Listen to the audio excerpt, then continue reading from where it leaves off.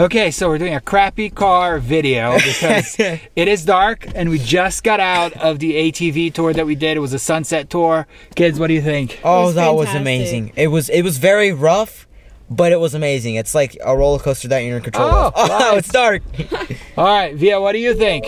I think if you're not adventurous, never do it, because there were some really high and really steep parts to the drive.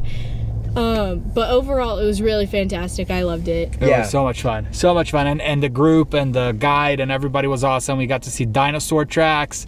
We got to see the biological crust, and then some awesome views that we had even to get out of the ATV and hike to see the river and everything. Super fun. Highly recommended. Awesome, awesome time. Yes. Fantastic. Yes.